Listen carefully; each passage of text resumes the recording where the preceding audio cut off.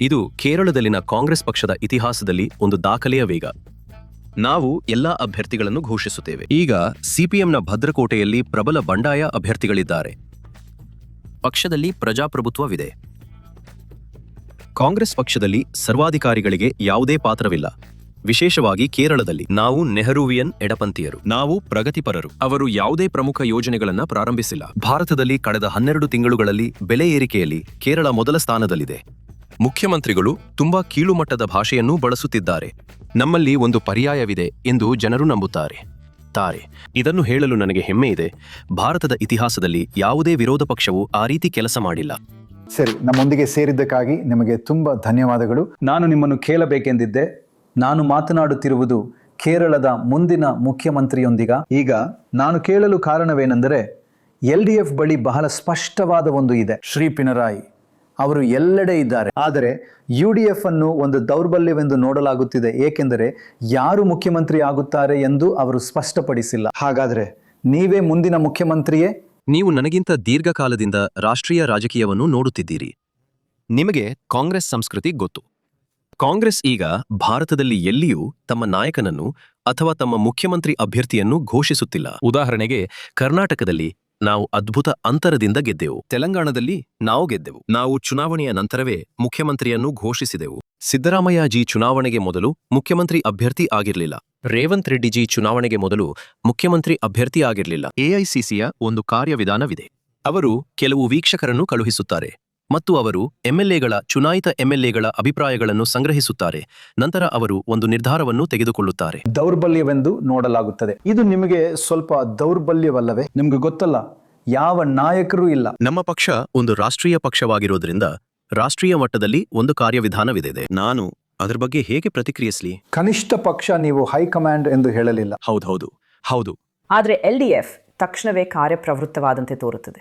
ಆದರೆ UDF ನಿಖರವಾಗಿ ಪ್ರಣಯ್ ಅವರು ಹೇಳಿದ ಕಾರಣಕ್ಕಾಗಿ ಸಮಯ ತೆಗೆದುಕೊಂಡಿತು. ಅದೆಂದರೆ, ಚುನಾವಣೆ ನಡೆಯುವುದಕ್ಕೂ ಮುಂಚೆಯೇ ಅನೇಕ ಮುಖ್ಯಮಂತ್ರಿ ಆಕಾಂಕ್ಷಿಗಳಿದ್ದಾರೆ. ನಿಮ್ಮ ಸಂಸದರು ಕೂಡ ಚುನಾವಣೆಯಲ್ಲಿ ಸ್ಪರ್ಧಿಸಲು ಬಯಸುತ್ತಿದ್ದಾರೆ. ಮತ್ತು ಅದು ನಿಜವಾಗಿಯೂ ನಿಮ್ಮ ಪ್ರಚಾರವನ್ನು ದುರ್ಬಲಗೊಳಿಸಿಲ್ಲವೇ ಅಥವಾ ವಿಳಂಬಗೊಳಿಸಿಲ್ಲವಿಲ್ಲವೇ? ಏಕೆಂದರೆ 10 ವರ್ಷಗಳ ಸರ್ಕಾರವನ್ನು ತೆಗೆದುಹಾಕಿ ಹೊಸದನ್ನು ಏಕೆ ತರಲು ಬಯಸುತ್ತೀರಿ ಎಂಬ ನಿಮ್ಮ ನಿರೂಪಣೆಯನ್ನು ಜನರಿಗೆ ಹೇಳಲು ನಿಮಗೆ ಬಹಳ ಕಡಿಮೆ ಮಧ್ಯಂತರ ಅವಧಿ ಇದೆ. ಇದು ಮಾಧ್ಯಮದ ಸೃಷ್ಟಿ. ನಾನು ನಿಮಗೆ ವಿವರಗಳನ್ನು ಹೇಳ್ತೇನೆ. ನಾವು ಒಂದು ಮೈತ್ರಿಕೂಟ, UDF. ನಾವು ನಮ್ಮ ಸೀಟುಗಳನ್ನು ನಮ್ಮಲ್ಲೇ ಹಂಚಿಕೊಂಡೆವು. ಒಂದು ಭಿನ್ನಮತದ ಟಿಪ್ಪಣಿಯೊಳಗೆ ಯಾವುದೇ ಭಿನ್ನಮತದ ಟಿಪ್ಪಣಿ ಇಲ್ಲದೆ. ಇತಿಹಾಸದಲ್ಲೇ ಮೊದಲ ಬಾರಿಗೆ UDF ಎಲ್ಲಾ ಸೀಟುಗಳನ್ನು ಹಂಚಿಕೊಂಡಿತು. ನಂತರ ನಾವು ಸ್ಕ್ರೀನಿಂಗ್ ಕಮಿಟಿ ಮತ್ತು CECಯಲ್ಲಿ ಭಾಗವಹಿಸಲು ದೆಹಲಿಗೆ ಹೋದೆವು. ಅದು ಕಾಂಗ್ರೆಸ್ ಕಾರ್ಯವಿಧಾನ. ಮೊದಲ 24 ಗಂಟೆಗಳು ಸ್ಕ್ರೀನಿಂಗ್ ಕಮಿಟಿ ಅಧ್ಯಕ್ಷರು ಇರಲಿಲ್ಲ. ಅವರು ಗುಜರಾತ್ನಲ್ಲಿದ್ದರು, ಏಕೆಂದರೆ ಅವರಿಗೆ ಆರೋಗ್ಯ ಸರಿಯಿರಲಿಲ್ಲ. ಅವರು ದೆಹಲಿಗೆ ವಾಪಸ್ ಬಂದರು. 24 ಗಂಟೆಗಳ ಒಳಗೆ ನಾವು 55 ಅಭ್ಯರ್ಥಿಗಳನ್ನು ಘೋಷಿಸಿದೆವು. ಮುಂದಿನ ಇನ್ನೊಂದು 24 ಗಂಟೆಗಳಲ್ಲಿ ನಾವು ಎಲ್ಲಾ ಅಭ್ಯರ್ಥಿಗಳನ್ನು ಘೋಷಿಸಿದೆವು. ಕೇರಳದಲ್ಲಿನ ಕಾಂಗ್ರೆಸ್ ಪಕ್ಷದ ಇತಿಹಾಸದಲ್ಲಿ ಇದೊಂದು ದಾಖಲೆಯ ವೇಗವಾಗಿದೆ. ನಾವು ಎಲ್ಲಾ ಅಭ್ಯರ್ಥಿಗಳನ್ನು ಘೋಷಿಸುತ್ತೇವೆ. ಮತ್ತೊಂದೆಡೆ ನಾವು ಎಲ್ಲ 140 ಅಭ್ಯರ್ಥಿಗಳನ್ನು ಘೋಷಿಸಿದಾಗ, ಎಲ್ಲಾ ಮೈತ್ರಿ ಪಾಲುದಾರರು ಅಭ್ಯರ್ಥಿಗಳನ್ನು ಘೋಷಿಸಿದಾಗ, LDF ತಮ್ಮ ಎಲ್ಲಾ ಅಭ್ಯರ್ಥಿಗಳನ್ನು ಘೋಷಿಸಲು ಸಿದ್ಧವಾಗಿರಲಿಲ್ಲ. ನೀವು ನನ್ನನ್ನು ಏಕೈಕ ನಾಯಕತ್ವದ ಬಗ್ಗೆ ಕೇಳಿದಿರಿ. ಅದು ಈಗ ಅಲ್ಲಿಯೂ ಕೂಡ ಒಂದು ಸಮಸ್ಯೆಯಾಗಿದೆ. ಈಗ ಕೇರಳದಲ್ಲಿನ CPM ಇತಿಹಾಸದಲ್ಲಿ ಒಂದು ದೊಡ್ಡ ಬಂಡಾಯವಿದೆ. ಹಲವಾರು ಹಿರಿಯ ನಾಯಕರು ಪಕ್ಷವನ್ನು ತೊರೆದರು. ಮಾಜಿ ಸಚಿವರು, ಮಾಜಿ ಶಾಸಕರು. ಮತ್ತು ನಿಮಗೆ ಗೊತ್ತಿದೆ, ಕಣ್ಣೂರು ನಮ್ಮ ಮುಖ್ಯಮಂತ್ರಿ ಶ್ರೀ ಪಿಣರಾಯಿ ವಿಜಯನ್ ಅವರ ತವರು ಜಿಲ್ಲೆಯಾಗಿದೆ. ಈಗ CPMನ ಭದ್ರಕೋಟೆಯಲ್ಲಿ ಬಲಿಷ್ಠ ಬಂಡಾಯ ಅಭ್ಯರ್ಥಿಗಳಿದ್ದಾರೆ. ನೋಡಿ, ಪಕ್ಷದ ಒಳಗೆ ಹಲವಾರು ಹಿರಿಯ ನಾಯಕರಿದ್ದಾರೆ. ಅವರು ಈ ಬಂಡಾಯಗಾರರನ್ನ ಒಳಗೊಳಗೆ ತೆರೆಮರೆಯಲ್ಲಿ ಬೆಂಬಲಿಸುತ್ತಿದ್ದಾರೆ. ಕೇರಳದ CPMನ ಇತ್ತೀಚಿನ ಇತಿಹಾಸದಲ್ಲಿ ಇದೇ ಮೊದಲ ಬಾರಿಗೆ ಒಬ್ಬ ವ್ಯಕ್ತಿಯ ನಾಯಕತ್ವವನ್ನ ಸಾಮಾನ್ಯ ಕಾರ್ಯಕರ್ತರು ಪ್ರಶ್ನಿಸುತ್ತಿದ್ದಾರೆ. ಪಕ್ಷವು ಕಾಂಗ್ರೆಸ್ನಂತೆಯೇ ಜಗಳವಾಡುತ್ತಿದೆ. ಇಲ್ಲ, ಅದು ಅಲ್ಲ. ಮತ್ತು ಕಾಂಗ್ರೆಸ್ ಕೇರಳದಲ್ಲಿ ಯಾವುದೇ ಆಂತರಿಕ ಚಾಟವಿಲ್ಲ. ಈಗ ಯಾವುದೇ ಗುಂಪು ಇಲ್ಲ. ನಾನ್ ನಿಮ್ಗೆ ಹೇಳ್ತೀನಿ. ನಿಮಗೆ ಕೇರಳದ ರಾಜಕೀಯ ಗೊತ್ತಿದೆ. ಕರುಣಾಕರಂಜಿ ಇದ್ದಾಗ, ಆಂಟನಿ ಜಿ ಇದ್ದಾಗ ಗುಂಪು ಇತ್ತು. ಉಮ್ಮನ್ ಚಾಂಡಿ ಮತ್ತು EMS ಇದ್ದಾಗ ಗುಂಪುಗಳಿದ್ದವು. ಈಗ ಯಾವುದೇ ಗುಂಪು ಇಲ್ಲ, ನಾಯಕರಿದ್ದಾರೆ. ನಮ್ಮಲ್ಲಿ ನಾಯಕತ್ವದ ಒಂದು ತಾರಾಗಣವಿದೆ ಎಂದು ಹೇಳಲು ನಾವು ಹೆಮ್ಮೆ ಪಡುತ್ತೇವೆ. ಆದರೆ ನಾವು ಏನನ್ನೂ ಹೇಳಲು ಸಾಧ್ಯವಿಲ್ಲ. ಕಾಂಗ್ರೆಸ್ ಪಕ್ಷದಲ್ಲಿ ಸರ್ವಾಧಿಕಾರವಿಲ್ಲ. CPMನಲ್ಲಿ ಮುಖ್ಯಮಂತ್ರಿಗಳು ಒಂದು ಟಿಪ್ಪಣಿ ತೆಗೆದುಕೊಳ್ಳುತ್ತಿದ್ದಾರೆ. ಇವರೇ ಅಭ್ಯರ್ಥಿಗಳು. ಎಲ್ರೂ ಒಪ್ತಾರೆ. ಇವು ನೀತಿಗಳು. ಎಲ್ರೂ ಒಪ್ತಾರೆ. ಅದು ಕಾಂಗ್ರೆಸ್ ಪಕ್ಷ ಅಲ್ಲ. ನಾನು ಹೀಗೆ ಮಾತನಾಡಿದ್ರೆ ಯುವಕರು ನನಗೆ ಸವಾಲು ಹಾಕುತ್ತಾರೆ. ಅವರು ನನ್ನನ್ನ ಪ್ರಶ್ನಿಸ್ತಾರೆ. ಅದು ಇಲ್ಲಿನ ಕಾಂಗ್ರೆಸ್ ಪಕ್ಷ. ನಮಗೆ ತುಂಬಾ ಒಳ್ಳೆಯ ನಾನು ತುಂಬಾ ಚಿಕ್ಕವನಿದ್ದಾಗ ಉಮ್ಮನ್ ಚಾಂಡಿಜಿ ಮತ್ತು ಆಂಟನಿಜಿ ಅವರನ್ನು ಪ್ರಶ್ನಿಸಿದ್ದೇನೆ. ಈಗ ಯುವಕರು ನನ್ನನ್ನು ಮತ್ತು ಪಿಸಿಸಿ ಅಧ್ಯಕ್ಷರನ್ನು ಮತ್ತು ನಾಯಕರನ್ನು ಪ್ರಶ್ನಿಸುತ್ತಿದ್ದಾರೆ. ಅವರು ಹೋರಾಡ್ತಾರೆ. ನಾವು ಪಕ್ಷದ ಸಭೆಯಲ್ಲಿ ಚರ್ಚಿಸುತ್ತೇವೆ. ಪಕ್ಷದಲ್ಲಿ ಪ್ರಜಾಪ್ರಭುತ್ವ ಇದೆ ಎಂದು ಹೇಳಲು ನಮಗೆ ಹೆಮ್ಮೆ ಇದೆ. ಪಕ್ಷದಲ್ಲಿ ಪ್ರಜಾಪ್ರಭುತ್ವ ಇಲ್ಲ. ರಾಮಚಂದ್ರ ಗುಹಾ ಕಳೆದ ವರ್ಷ ಒಂದು ಸಭೆಯಲ್ಲಿ ಭಾಗವಹಿಸಲು ಬಂದರು. ಮುಖ್ಯಮಂತ್ರಿ ಪಿನರಾಯಿ ವಿಜಯನ್ ನಂಬರ್ 1 ಸರ್ವಾಧಿಕಾರಿ ಕಮ್ಯುನಿಸ್ಟ್ ಮುಖ್ಯಮಂತ್ರಿ ಎಂದು ಅವರು ಘೋಷಿಸಿದರು. ಅವರು ಅವರನ್ನು ಜ್ಯೋತಿ ಬಸುಜಿ ಮತ್ತು ಮಾಣಿಕ್ ಸರ್ಕಾರ್ಜಿ ಮತ್ತು ಇಎಂಎಸ್ ಅವರೊಂದಿಗೆ ಹೋಲಿಸಿದರು. ಅವರು ನಂಬರ್ 1. ಅವರು ಹೇಳಿದರು, ಇದು ಈ ಮುಖ್ಯಮಂತ್ರಿ ಸ್ವತಃ ಮೋದಿ. ಮುಂಡಿನೊಂದಿಗೆ ಮೋದಿ. ಧೋತಿ ಮುಂಡು ಉಟ್ಟ ಮೋದಿ. ಅವರು ಒಬ್ಬ ಸರ್ವಾಧಿಕಾರಿ. ನಾನು ಸರ್ವಾಧಿಕಾರಿಯಲ್ಲ. ಕಾಂಗ್ರೆಸ್ ಪಕ್ಷದಲ್ಲಿ ಸರ್ವಾಧಿಕಾರಿಗಳಿಗೆ ಪಾತ್ರವಿಲ್ಲ, ವಿಶೇಷವಾಗಿ ಕೇರಳದಲ್ಲಿ. ಈಗ ನಮ್ಮ ಯುಡಿಎಫ್ ಕೇವಲ ವಿವಿಧ ರಾಜಕೀಯ ಪಕ್ಷಗಳ ಒಕ್ಕೂಟವಲ್ಲ. ಈಗ ಇದು ಒಂದು ವಿಶಾಲವಾದ ರಾಜಕೀಯ ವೇದಿಕೆಯಾಗಿದೆ. ನಮ್ಮ ರಾಜಕೀಯ ವೇದಿಕೆಯಲ್ಲಿ ಅನೇಕ ರಾಜಕೀಯ ಪಕ್ಷಗಳಿವೆ ಎಂದು ನಾನು ಒಪ್ಪುತ್ತೇನೆ. ಜೊತೆಗೆ ಸಾಮಾಜಿಕ ಗುಂಪುಗಳು, ಜೊತೆಗೆ ಪ್ರಭಾವಗಳು, ಜೊತೆಗೆ ಸಾಂಸ್ಕೃತಿಕ ನಾಯಕರು, ಜೊತೆಗೆ ಎಡಪಂಥೀಯ ಸಹ ಪ್ರಯಾಣಿಕರು. ಕಳೆದ 3-4 ದಶಕಗಳಿಂದ ಸಿಪಿಎಂ ಜೊತೆಗಿದ್ದವರು ನಮ್ಮೊಂದಿಗಿದ್ದಾರೆ. ಹಾಗಾಗಿ ನಾನು ಹೇಳುತ್ತಿದ್ದೆ, ಅವರು ಎಡಪಂಥೀಯರಲ್ಲ ಎಂದು. ನಾವೇ ಎಡಪಂಥೀಯರು. ನಾವು ನೆಹರೂವಿಯನ್ ಎಡಪಂಥೀಯರು. ಅವರು ಬಲಪಂಥೀಯ ತೀವ್ರಗಾಮಿಗಳು. ಅದು ನನ್ನ ಕಥನ. ಅವರು ಬಲಪಂಥೀಯ ತೀವ್ರಗಾಮಿಗಳು. ಹಾಗಾದ್ರೆ ನೀವು ಎಡಪಂಥೀಯರನ್ನೇ ಮೀರಿಸುತ್ತಿದ್ದೀರಾ? ಹೌದು. ನಾವು ನೆಹರೂವಿಯನ್ ಎಡಪಂಥೀಯರು. ನಾವು ಪ್ರಗತಿಪರರು. ನಾವು ಪರಿಸರ ಸ್ನೇಹಿಗಳು. ನಾವು ಲಿಂಗ ನ್ಯಾಯದ ಪರವಾಗಿದ್ದೇವೆ. ಎಲ್ಲಾ ಪ್ರಗತಿಪರ ವಿಷಯಗಳು ನಾವು ಅದರ ಬಗ್ಗೆ ಮಾತನಾಡುತ್ತಿದ್ದೇವೆ. ನಾವು ಹವಾಮಾನ ಬದಲಾವಣೆ ಎಲ್ಲದರ ಬಗ್ಗೆ ಬಹಳ ಚಿಂತಿತರಾಗಿದ್ದೇವೆ. ಆದರೆ ದುರದೃಷ್ಟವಶಾತ್ ಇಲ್ಲಿ ಈ ಎಡಪಕ್ಷಗಳು ಕೇವಲ ಬಲಪಂಥೀಯ ಪಕ್ಷಗಳ ಹಾಗೆ ಇವೆ. ಆದರೆ ನನಗೆ ಹೇಳಿ, ವಿಶೇಷವಾಗಿ ಕಳೆದ 5 ವರ್ಷಗಳಲ್ಲಿ ಮತ್ತು ಬಹುಶಃ 10ಕ್ಕೂ ಹೆಚ್ಚು ವರ್ಷಗಳಲ್ಲಿ ನೀವು ಸಾಕಷ್ಟು ಅಭಿವೃದ್ಧಿಯಾಗಿರುವುದನ್ನು ನೋಡಿದ್ದೀರಿ. ವಿಶೇಷವಾಗಿ ಮೂಲಸೌಕರ್ಯದಲ್ಲಿ ಬಡತನವನ್ನು ಬಹುತೇಕ ನಿರ್ಮೂಲನೆ ಮಾಡಲಾಗಿದೆ. ಸಾಮಾಜಿಕ ವಲಯಗಳು, ಶಾಲೆಗಳು, ಕಾಲೇಜುಗಳು, ಆಸ್ಪತ್ರೆಗಳು ಎಲ್ಲವೂ ಸುಧಾರಿಸಿವೆ. ಆದರೆ ಹಾಗಾದರೆ ನೀವು ಯಾವುದರ ವಿರುದ್ಧ ಪ್ರಚಾರ ಮಾಡುತ್ತಿದ್ದೀರಿ? ಯಾಕೆಂದರೆ ನೀವು ಹೇಳುವುದನ್ನು ಕೇಳಿದರೆ ಸಿಎಂ ಮೋದಿಯನ್ನು ಓಲೈಸುತ್ತಿದ್ದಾರೆ, ಅಥವಾ ಅವರಿಗೆ ಬಿಜೆಪಿಯಿಂದ ಹಣ ಬರುತ್ತಿದೆ, ಅಥವಾ ಬಿಜೆಪಿಯವರ ಮಿತ್ರಪಕ್ಷವಾಗಿದೆ ಎಂಬುದರ ಬಗ್ಗೆ ಇದೆ. ಈ ಚುನಾವಣೆಯಲ್ಲಿ ನೀವು ಯಾರಿಗಾದರೂ ನೀಡುತ್ತಿರುವ ಸಕಾರಾತ್ಮಕ ವಿಷಯಗಳೇನು? ಅವರಿಗಿಂತ ಉತ್ತಮವಾಗಿ ಯುಡಿಎಫ್ ಏನು ಮಾಡಲಿದೆ? ನಾನ್ ನಿಮ್ಗೆ ಹೇಳ್ತೇನೆ. ಇದು ತುಂಬಾ ಪ್ರಸ್ತುತವಾದ ಪ್ರಶ್ನೆ. ನಾವು ಇಷ್ಟು ವರ್ಷಗಳಿಂದ ಸರ್ಕಾರವನ್ನು ಟೀಕಿಸುತ್ತಲೇ ಬಂದಿದ್ದೇವೆ. ನಾವು ಅವರ ವೈಫಲ್ಯಗಳನ್ನು ಬಯಲಿಗೆಳೆದಿದ್ದೇವೆ. ಉದಾಹರಣೆಗೆ ಅಭಿವೃದ್ಧಿ. ಉಮ್ಮನ್ ಚಾಂಡಿ ಅವರು ವಿಜಿಂಜಂ ಬಂದರನ್ನ ಪರಿಚಯಿಸಿದಾಗ ಅವರು ವಿಜಿಂಜಂ ಬಂದರನ್ನ ಪ್ರಾರಂಭಿಸಿದರು. ಈ ಪಿನರಾಯಿ ವಿಜಯನ್ ಪಕ್ಷದ ಕಾರ್ಯದರ್ಶಿಯಾಗಿದ್ದರು. ಅವರು ಇದು 6,000 ರಿಯಲ್ ಎಸ್ಟೇಟ್ ಹಗರಣ ಎಂದರು. ಈಗ ಅವರು ನಾನು ವಿಜಿಂಜಂ ಬಂದರನ್ನು ಪೂರ್ಣಗೊಳಿಸಿದ್ದೇನೆ ಎಂದು ಹೇಳಿಕೊಳ್ಳುತ್ತಿದ್ದಾರೆ. ನಾವು ಪ್ರಾರಂಭಿಸಿದೆವು, ಅವರು ಟೀಕಿಸಿದರು. ಆಗ ಗೆಲ್ ಪೈಪ್ಲೈನ್ ಮುಗಿದಿದೆ. ನಾವು ಗೇಲ್ ಪೈಪ್ಲೈನ್, ಗ್ಯಾಸ್ ಪೈಪ್ಲೈನ್ ಹಾಕುತ್ತಿದ್ದಾಗ ಪಿನರಾಯಿ ಮಂತ್ರಿಮಂಡಲದ ಒಬ್ಬ ಸಚಿವರು ಈ ಗ್ಯಾಸ್ ಪೈಪ್ಲೈನ್ ಭೂಗತ ಬಾಂಬ್ ಎಂದು ಹೇಳಿದರು. ಅವರು ಎಲ್ಲವನ್ನೂ ವಿರೋಧಿಸುತ್ತಿದ್ದರು. ಅವರು ಯಾವುದೇ ಪ್ರಮುಖ ಯೋಜನೆಗಳನ್ನು ಪ್ರಾರಂಭಿಸಿಲ್ಲ. ನಮ್ಮ ಸರ್ಕಾರ ಇಲ್ಲಿದ್ದಾಗ ನಾವು ಮೆಟ್ರೋ, ಕೊಚ್ಚಿ ಮೆಟ್ರೋ, ಕಣ್ಣೂರು ಅಂತಾರಾಷ್ಟ್ರೀಯ ವಿಮಾನ ನಿಲ್ದಾಣ, ವಿಜಿಂಜಂ ಬಂದರು, ಅನೇಕ ಮೂಲ ಸೌಕರ್ಯಗಳನ್ನು ಪ್ರಾರಂಭಿಸಿದೆವು. ಅವರು ಏನನ್ನೂ ಪ್ರಾರಂಭಿಸಿಲ್ಲ. ಈಗ ಹೆದ್ದಾರಿ ಪ್ರಾರಂಭವಾಗಿದೆ. ಕೇಂದ್ರದ ಬೆಂಬಲದಿಂದ. ಅದಕ್ಕೆ ಒಂದೇ ಕಾರಣವೆಂದರೆ ಯುಯುಪಿಎ ಸರ್ಕಾರವು ಆ ಭೂ ಸುಧಾರಣಾ ಕಾಯ್ದೆಯನ್ನು ಪರಿಚಯಿಸಿದ್ದು. ಹಿಂದೆ ನಮಗೆ 1 ಸೆಂಟ್ಗೆ 23,000 ಸಿಗುತ್ತಿತ್ತು. ಆದ್ದರಿಂದ ಯಾರೂ ಆಸ್ತಿಯನ್ನು ಕೊಡಲು ಸಿದ್ಧರಿರಲಿಲ್ಲ. ಈಗ ಅವರಿಗೆ 8ರಿಂದ 10 ಲಕ್ಷ ಸಿಗುತ್ತಿದೆ. ಹಾಗಾಗಿ ಹೆದ್ದಾರಿ 1. ಇಲ್ಲ ಸರ್, ಅದೆಲ್ಲವೂ ಗತಕಾಲದ್ದು. ನೀವು ಮಾಡ್ಲಿರೋದು ಏನು? ನಮ್ಮ ಜನರಿಗೆ ಕೊಡುಗೆ ಎಂದರೆ ನಾನು ಹೆಮ್ಮೆಯಿಂದ ಹೇಳುತ್ತೇನೆ, ಭಾರತದ ಇತಿಹಾಸದಲ್ಲಿ ಯಾವುದೇ ವಿರೋಧ ಪಕ್ಷವು ಆ ರೀತಿ ಕೆಲಸ ಮಾಡಿಲ್ಲ. ನಾವು ಸರ್ಕಾರವನ್ನು ಟೀಕಿಸಿದಾಗ ನಾವುಗಾಗಿ ಆರಂಭಿಸಿದೆವು. ನಾವು ನಮ್ಮ ಹೋಂವರ್ಕ್, ಪರ್ಯಾಯ ಯೋಜನೆಗಳಿಗಾಗಿ ನಮ್ಮ ಸಂಶೋಧನೆಯನ್ನು ಆರಂಭಿಸಿದೆವು.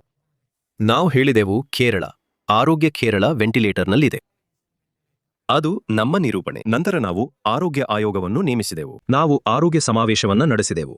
ದೇಶದ ಒಳಗೆ ಮತ್ತು ಹೊರಗಿನ 300ಕ್ಕೂ ಹೆಚ್ಚು ವೈದ್ಯರು ಭಾಗವಹಿಸಿದರು. ನಂತರ ನಾವು ಒಂದು ವಿಸ್ತೃತ ಆರೋಗ್ಯ ದಾಖಲೆಯನ್ನು ಸಿದ್ಧಪಡಿಸಿದೆವು. ನಾವು ಅದನ್ನು ಜಾರಿಗೆ ತರಲಿದ್ದೇವೆ. ನಾವು ಅದನ್ನು ಪ್ರಕಟಿಸಿದ್ದೇವೆ. ನಮ್ಮ ಮತ್ತೊಂದು ನಿರೂಪಣೆಯು ಬ್ರೈನ್ ಡ್ರೈನ್ ಆಗುತ್ತಿದೆ ಎಂಬುದಾಗಿತ್ತು. ಯುವಕರು ವಿದೇಶಕ್ಕೆ ಹೋಗುತ್ತಿದ್ದಾರೆ. ಆದ್ದರಿಂದ 5 ವರ್ಷಗಳಲ್ಲಿ ಕೇರಳ ಒಂದು ವೃದ್ಧಾಶ್ರಮಾಶ್ರಮವಾಗಲಿದೆ. ನಂತರ ನಾವು ಶಿಕ್ಷಣ ಸಮಾವೇಶವನ್ನು ನಡೆಸಿದೆವು. ನಾವು ಅನೇಕ ಶಿಕ್ಷಣ ತಜ್ಞರೊಂದಿಗೆ ಚರ್ಚಿಸಿದೆವು. ನಾವು ಒಂದು ಡಾಕ್ಯುಮೆಂಟ್ ಸಿದ್ಧಪಡಿಸಿದ್ದೇವೆ. ಉದಾಹರಣೆಗೆ, ಜಾಗತಿಕವಾಗಿ ಉದ್ಯೋಗಗಳ ಸ್ವರೂಪವು ಬಹಳ ವೇಗವಾಗಿ ಬದಲಾಗುತ್ತಿದೆ ಎಂದು ನಾವು ಕಂಡುಕೊಂಡಿದ್ದೇವೆ ಎಂದು ನಾನು ನಿಮಗೆ ಹೇಳುತ್ತೇನೆ. ಆದ್ದರಿಂದ ನಾವು ಭಾರತದ ಒಳಗೆ ಮತ್ತು ಹೊರಗಿನ ಮಲಯಾಳಿ ತಜ್ಞರು ಭಾಗವಹಿಸುವ ಒಂದು ಗ್ಲೋಬಲ್ ಜಾಬ್ ವಾಚ್ ಟವರ್ ಅನ್ನು ಪರಿಚಯಿಸಲಿದ್ದೇವೆ. ಮತ್ತು ಅವರು ಉದ್ಯೋಗ ಜಗತ್ತಿನಲ್ಲಿ ಏನಾಗುತ್ತಿದೆ ಎಂಬುದನ್ನು ಗಮನಿಸುತ್ತಾರೆ. ಅದಕ್ಕೆ ಅನುಗುಣವಾಗಿ ನಾವು ವಿಶ್ವವಿದ್ಯಾಲಯದಲ್ಲಿ ಕೋರ್ಸ್ಗಳನ್ನು ಪ್ರಾರಂಭಿಸುತ್ತೇವೆ. ನಾವು ಪಠ್ಯಕ್ರಮವನ್ನು ಪುನರ್ರಚಿಸುತ್ತೇವೆ. ಆಗ ಅವರು ಉದ್ಯೋಗಗಳನ್ನು ಪಡೆಯುತ್ತಾರೆ ಮತ್ತು ನಾವು ಸ್ಟಾರ್ಟ್ಅಪ್ಗಳನ್ನು ಒದಗಿಸಲಿದ್ದೇವೆ. ನಾವು 1,000ಕ್ಕೂ ಹೆಚ್ಚು ಪ್ರಾಜೆಕ್ಟ್ಗಳನ್ನು ಪ್ರದರ್ಶಿಸಲಿದ್ದೇವೆ. ನೀವು ಒಬ್ಬ ತಾಂತ್ರಿಕ ಪರಿಣಿತರಾಗಿರಬಹುದು, ಆದರೆ ನಿಮಗೆ ಯಾವುದೇ ಮ್ಯಾನೇಜ್ಮೆಂಟ್ ಅನುಭವ ಅಥವಾ ಮಾರ್ಕೆಟಿಂಗ್ ಅಥವಾ ಫೈನಾನ್ಸ್ ಇಲ್ಲದಿದ್ದರೆ ನಾವು ನಿಮಗೆ ಒಬ್ಬ ಮ್ಯಾನೇಜ್ಮೆಂಟ್ ಮೆಂಟರ್ ಅನ್ನು ಒದಗಿಸುತ್ತೇವೆ. ನೀವು ಒಬ್ಬ ಮ್ಯಾನೇಜ್ಮೆಂಟ್ ಪರಿಣಿತರಾಗಿರಬಹುದು, ಆದರೆ ತಾಂತ್ರಿಕವಾಗಿ ನೀವು ದುರ್ಬಲರಾಗಿರಬಹುದು. ನಾವು ನಿಮಗೆ ಒಬ್ಬ techno mentor, management mentor, techno mentor ಮತ್ತು ಒಂದು ರಿವಾಲ್ವಿಂಗ್ ಫಂಡ್ ಅನ್ನು ಯಾವುದೇ ಬಡ್ಡಿಯಿಲ್ಲದೆ ನೀಡಲಿದ್ದೇವೆ. 1 ಅಥವಾ 2 ವರ್ಷಗಳಲ್ಲಿ ನಾವು 10,000ಕ್ಕೂ ಹೆಚ್ಚು ಹೊಸ ಉದ್ಯಮಗಳನ್ನು ಪ್ರಾರಂಭಿಸಬಹುದು ಎಂದು ನಾವು ಆಶಿಸುತ್ತೇವೆ. ಪ್ರತಿ ವಲಯದಲ್ಲಿ ನಾವು ಪರ್ಯಾಯ ಯೋಜನೆಗಳನ್ನು ಹೊಂದಿದ್ದೇವೆ. ಕೃಷಿ ವಲಯದಲ್ಲಿಯೂ ಕೂಡ ನಾವು ತಜ್ಞರೊಂದಿಗೆ ವಿವರವಾಗಿ ಅಧ್ಯಯನ ಮಾಡಿದ್ದೇವೆ ಮತ್ತು ನಮ್ಮ ಬಳಿ ಕೆಲವು ಕನಸಿನ ಯೋಜನೆಗಳೂ ಇವೆ. ಉದಾಹರಣೆಗೆ, ನಮ್ಮ ಬಳಿ 2 ಅಂತಾರಾಷ್ಟ್ರೀಯ ಬಂದರುಗಳಿವೆ. ಒಂದು ಕಂಟೇನರ್ ಟರ್ಮಿನಲ್. ನಮ್ಮ ಬಳಿ 17 ಮಿನಿ ಬಂದರುಗಳಿವೆ. ನಮ್ಮ ಬಳಿ 600 ಕಿಲೋಮೀಟರ್ ಸಮುದ್ರವಿದೆ. ಈಗ ಕಡಲ ತಜ್ಞರು ಮತ್ತು ಶಿಪ್ಪಿಂಗ್ ತಜ್ಞರ ಸಹಾಯದಿಂದ ನಾವು ಒಂದು ಯೋಜನೆಯನ್ನು ಸಿದ್ಧಪಡಿಸಿದ್ದೇವೆ. ಕರಾವಳಿ ಶಿಪ್ಪಿಂಗ್. ಮೊದಲನೇದು ಲಾಜಿಸ್ಟಿಕ್ಸ್, 2ನೇ ಸಿಬ್ಬಂದಿ ಶಿಪ್ಪಿಂಗ್, 3ನೇದಾಗಿ ನಾವು ಹಿನ್ನೀರಿನೊಂದಿಗೆ ಸಂಯೋಜಿಸುತ್ತೇವೆ. ನಮ್ಮ ಬಳಿ 41 ನದಿಗಳಿವೆ. ವಿಸ್ತಾರವಾದ ಪ್ರವಾಸೋದ್ಯಮ ಯೋಜನೆ. ಇನ್ನೊಂದು ವಿಷಯ, ನಮ್ಮ ಬಳಿ 4 ಅಂತಾರಾಷ್ಟ್ರೀಯ ವಿಮಾನ ನಿಲ್ದಾಣಗಳಿವೆ. 2 ವಿಮಾನ ನಿಲ್ದಾಣಗಳು ರಾಜ್ಯ ಸರ್ಕಾರದ ನಿಯಂತ್ರಣದಲ್ಲಿವೆ. ನಾವು ಸಿದ್ಧಪಡಿಸಿದ 27 ವಾಯುಯಾನ ಯೋಜನೆಗಳನ್ನು ನಾವು ಪ್ರಾರಂಭಿಸಲಿದ್ದೇವೆ. ಅದಕ್ಕಾಗೇ ನಾನು ಹೇಳಿದ್ದು, ಭಾರತದ ಇತಿಹಾಸದಲ್ಲಿ ಯಾವುದೇ ವಿರೋಧ ಪಕ್ಷ ಈ ರೀತಿ ಸಿದ್ಧಪಡಿಸಿಲ್ಲ. ನಾವು ಸಿದ್ಧರಾಗಿದ್ದೇವೆ. ಪ್ರತಿ ವಿಷಯಕ್ಕೂ ನಮ್ಮ ಬಳಿ ನಮ್ಮ ಪರ್ಯಾಯವಿದೆ ಮತ್ತು ನಮ್ಮ ಹಣಕಾಸಿನ ಪರಿಸ್ಥಿತಿ ತುಂಬಾ ದುರ್ಬಲವಾಗಿದೆ. ಖಜಾನೆಯನ್ನು ತುಂಬಲು ನಮ್ಮ ಬಳಿ ಯೋಜನೆಗಳಿವೆ. ನಮ್ಮ ಬಳಿ ಉತ್ತಮ ಹಣಕಾಸು ನಿರ್ವಹಣೆ, ಯೋಜಿತ ತೆರಿಗೆ ಆಡಳಿತ ಮತ್ತು ಖಜಾನೆ ಸೋರಿಕೆಯನ್ನು ತಡೆಯಲು ಕಟ್ಟುನಿಟ್ಟಾದ ಕ್ರಮಗಳ ಯೋಜನೆಗಳಿವೆ.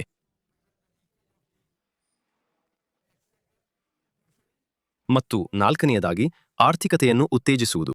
ನಮ್ಮ ಬಳಿ ನಕ್ಕರವಾದ ಯೋಜನೆಗಳಿವೆ. ಹಾಗಾದರೆ ಯಾವುದೇ ಬಲವಾದ ಆಡಳಿತ ವಿರೋಧಿ ಅಥವಾ ಪರವಾದ ಭಾವನೆಗಳ ಅನುಪಸ್ಥಿತಿಯಲ್ಲಿ ಕೇರಳದ ರಾಜಕೀಯ ಪಕ್ಷಗಳು ಈ ಚುನಾವಣೆಯಲ್ಲಿ ಜಾತಿ ಮತ್ತು ಸಮುದಾಯದ ಕ್ರೋಢೀಕರಣದ ಮೇಲೆ ಅವಲಂಬಿತವಾಗುತ್ತಿವೆಯೇ? ನಿಮಗೆ ಗೊತ್ತೇ, ಕಾಂಗ್ರೆಸ್ ಈಗ ಪರಿಶೀಲನೆಗೆ ಒಳಗಾಗಿದೆ. ಯಾಕೆಂದರೆ ಅದರ ಪಾಲುದಾರ ಮುಸ್ಲಿಂ ಲೀಗ್ ಈ ಬಾರಿ ಜಮಾತೆ ಇಸ್ಲಾಮಿಯ ಮೇಲೆ ಹೆಚ್ಚು ಅವಲಂಬಿತವಾಗಿದೆ. ಇದನ್ನೇ ವಿರೋಧ ಪಕ್ಷಗಳು ಹೇಳುವುದು.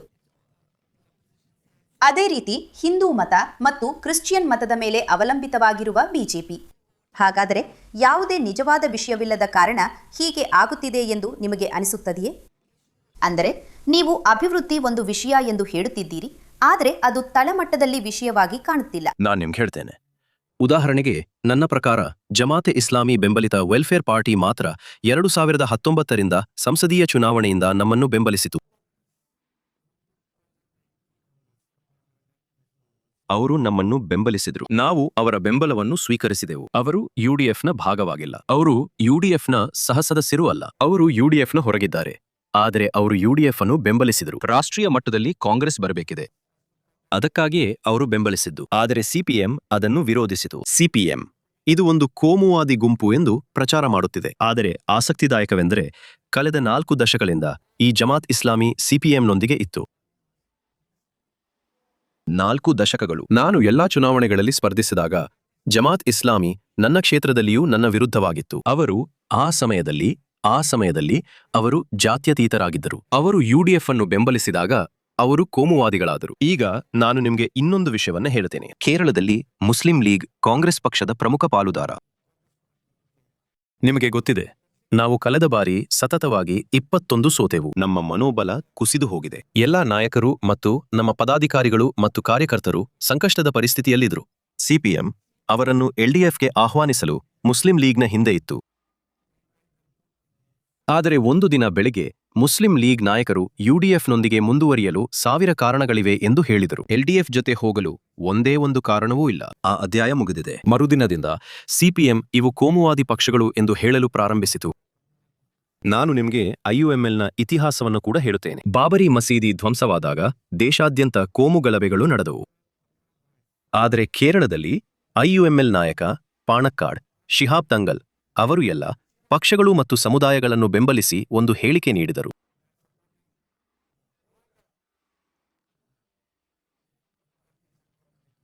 ಹಾಗಾಗಿ ಅವರು ತಡೆದರು. ಅವರು ಒಂದು ನಿಲುವು ತೆಗೆದುಕೊಂಡಿದ್ದಾರೆ. ನನ್ನ ಪ್ರಶ್ನೆ ಏನಂದ್ರೆ, ಅವರು ತೀವ್ರಗಾಮಿ ಸಂಘಟನೆಗಳು, ಮುಸ್ಲಿಂ ಲೀಗ್ಗಳು, ಅಲ್ಪಸಂಖ್ಯಾತ ಸಂಘಟನೆಗಳೊಂದಿಗೆ ಹೋರಾಡುತ್ತಿದ್ದಾರೆ. ನನ್ನ ಪ್ರಶ್ನೆ ಬಹಳ ಸ್ಪಷ್ಟವಾಗಿದೆ. ಮುಸ್ಲಿಂ ಲೀಗ್ ದುರ್ಬಲವಾದರೆ ಮುಸ್ಲಿಂ ಲೀಗ್ನ ಜಾಗವನ್ನು ಯಾರು ತೆಗೆದುಕೊಳ್ಳುತ್ತಾರೆ? Indian union Muslim? ತೀವ್ರಗಾಮಿ ಸಂಘಟನೆಗಳು ಮುಸ್ಲಿಂ ಲೀಗ್ನ ಜಾಗವನ್ನು ತೆಗೆದುಕೊಳ್ಳುತ್ತವೆ ಎಂದು ನನಗೆ ಖಾತ್ರಿಯಿದೆ. ಆದ್ದರಿಂದ ಕೇರಳದ ಸಾಮಾಜಿಕ ಪರಿಸ್ಥಿತಿಯಲ್ಲಿ ಮುಸ್ಲಿಂ ಲೀಗ್ನ ಅವಶ್ಯಕತೆ ಬಹಳಷ್ಟಿದೆ. ಐಯುಎಂಎಲ್ನ ಅವಶ್ಯಕತೆ ಬಹಳಷ್ಟಿದೆ. ಆ ಹೆಸರು ಇದೆ, ಮುಸ್ಲಿಂ ಇದೆ. ಆದರೆ ಅವರು ಎಲ್ಲಾ ಸಂದರ್ಭಗಳಲ್ಲಿ ಜಾತ್ಯತೀತ ನಿಲುವುಗಳನ್ನು ತೆಗೆದುಕೊಳ್ಳುತ್ತಿದ್ದಾರೆ. ಅವರು ಉಪಮುಖ್ಯಮಂತ್ರಿಯಾಗಿ ನೇಮಕಗೊಳ್ಳಲು ಕೇಳಿದ್ದಾರೆಯೇ? ಇಲ್ಲ, ಎಂದಿಗೂ ಇಲ್ಲ. ಇವೆಲ್ಲವೂ ಮಾಧ್ಯಮಗಳ ನಿರೂಪಣೆಗಳು. ಹಾಗಾದರೆ ಅವರು ಕೇಳಿಲ್ಲವೇ? ಅವರು 5 ಸೀಟುಗಳನ್ನು, ಹೆಚ್ಚು ಸೀಟುಗಳನ್ನು ಕೇಳುತ್ತಿದ್ದಾರೆ ಎಂಬುದು ಒಂದು ಮಾಧ್ಯಮದ ನಿರೂಪಣೆಯಾಗಿತ್ತು. ಅವರು ಹೆಚ್ಚುವರಿಯಾಗಿ ಒಂದೇ ಒಂದು ಸೀಟನ್ನು ಕೇಳಿಲ್ಲ. ಹಾಗಾದರೆ ಅವರು ಉಪಮುಖ್ಯಮಂತ್ರಿ ಆಗುವುದಿಲ್ಲವೇ? ಅವರು ಉಪಮುಖ್ಯಮಂತ್ರಿ ಆಗುವುದಿಲ್ಲವೇ? ಅವರು ಕೇಳಿಲ್ಲ. ಆದರೆ ನೀವು ಮಾಡುತ್ತೀರಾ? ಇಲ್ಲ. ನಾವು ಅಂತಹ ವಿಷಯಗಳನ್ನು ನಿರ್ಧರಿಸಿಲ್ಲ. ಎಂದಿಗೂ ಇಲ್ಲ. ನಾವು ಆ ವಿಷಯಗಳನ್ನು ಚರ್ಚಿಸಿಲ್ಲ. ಎಂದಿಗೂ ಇಲ್ಲ, ಇಲ್ಲಿಯವರೆಗೆ. ಹಾಗಾದರೆ ಸ್ವಲ್ಪ ಅವಕಾಶ ಇದೆಯೇ? ಇಲ್ಲ. ನಾನು ಅದನ್ನು ಹೇಳಲಾರೆ. ನಾನು ಆ ವ್ಯಕ್ತಿಯಲ್ಲ. ನಾನು ಅಂತಹ ವಿಷಯಗಳನ್ನು ನಿರ್ಧರಿಸಲು ಸಕ್ಷಮ ಪ್ರಾಧಿಕಾರವಲ್ಲ. ಮುಖ್ಯಮಂತ್ರಿ ಇಲ್ಲ, ಉಪಮುಖ್ಯಮಂತ್ರಿ ಇರುತ್ತಾರೋ ಇಲ್ಲವೋ ಎಂದು ಹೇಳಲು ನಾನು ಸಕ್ಷಮ ಪ್ರಾಧಿಕಾರವಲ್ಲ. ಆದರೆ ಲೀಗ್ ಹಕ್ಕು ಮಂಡಿಸಿಲ್ಲ. ಅವರು ಹೆಚ್ಚುವರಿಯಾಗಿ 1 ಸೀಟನ್ನು ಕೂಡ ಕೇಳಿಲ್ಲ. ನಮಗೆ ಸಿಕ್ಕಿತು.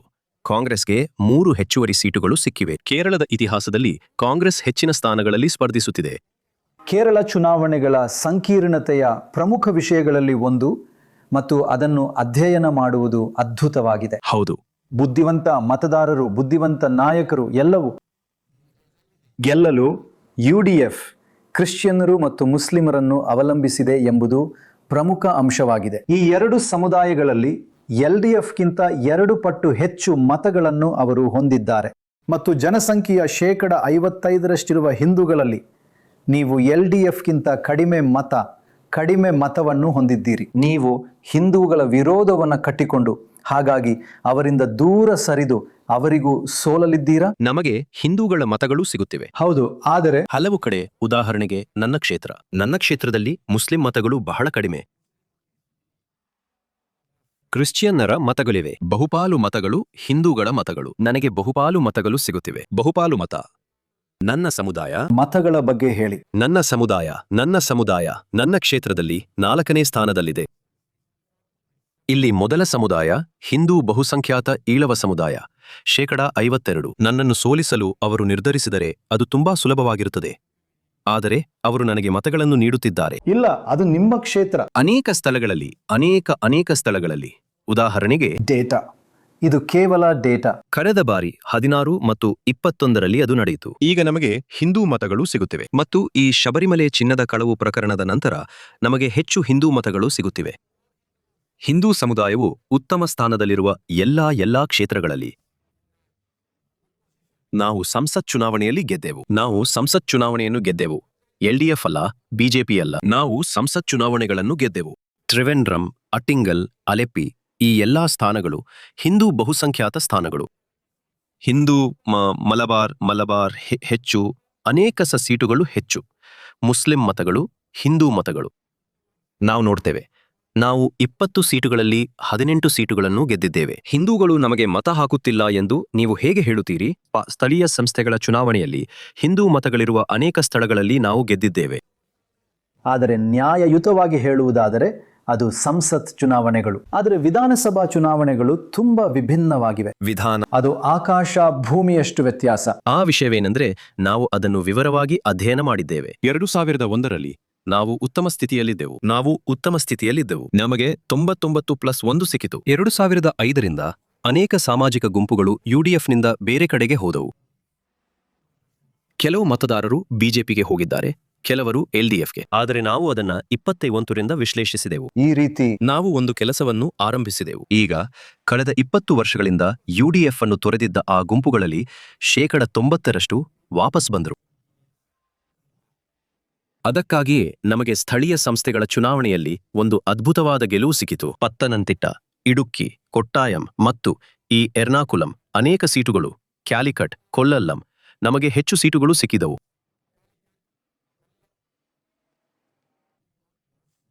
ಯಾಕೆಂದ್ರೆ ಹಿಂದೂ ಪ್ರದೇಶಗಳಲ್ಲೂ ಕೂಡ ನಾವು ಬಹಳ ಒಳ್ಳೆಯ ಅಂತರದಿಂದ ಗೆದ್ದೆವು. 6ರಲ್ಲಿ 4 ಕಾರ್ಪೊರೇಷನ್ಗಳನ್ನ ನಾವು ಗೆದ್ದೆವು. ಕೇರಳದಲ್ಲಿ ನಾವು 65%ಕ್ಕಿಂತ ಹೆಚ್ಚು ಪುರಸಭೆಗಳನ್ನು ಗೆದ್ದೆವು.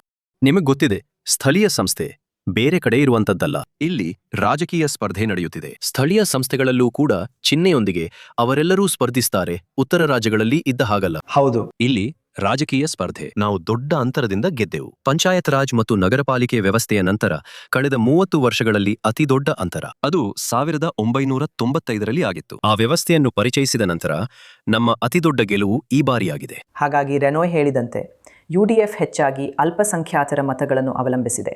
ಇಲ್ಲಿ ಅವು 46%ರಷ್ಟಿವೆ. IUML, ನೀವು ಹೇಳಿದಂತೆ ನಿಮ್ಮಿಂದ ಏನನ್ನೂ ಕೇಳಿಲ್ಲ, ಉಪಮುಖ್ಯಮಂತ್ರಿ ಅಥವಾ ಸಚಿವ ಸಂಪುಟದಲ್ಲಿ ಸ್ಥಾನಗಳ ಸಂಖ್ಯೆ ಇತ್ಯಾದಿ. ಆದರೆ ಸಮುದಾಯದಲ್ಲಿ ಒಂದು ಆಕಾಂಕ್ಷೆ ಇದೆ, ಅದು ತುಂಬ ಸ್ಪಷ್ಟವಾಗಿದೆ. ಅವರು ಇಲ್ಲಿ ಬಹಳ ಮುಖ್ಯವಾಹಿನಿಯಲ್ಲಿದ್ದಾರೆ ಮತ್ತು ಅವರಿಗೆ ಆ ಆಕಾಂಕ್ಷೆ ಇದೆ, ಮತ್ತು ಅದು ಕ್ರಿಶ್ಚಿಯನ್ ಮತಗಳ ಪ್ರತಿ ಧ್ರುವೀಕರಣಕ್ಕೆ ಕಾರಣವಾಗುತ್ತಿದೆ, ಅಲ್ಲವೇ?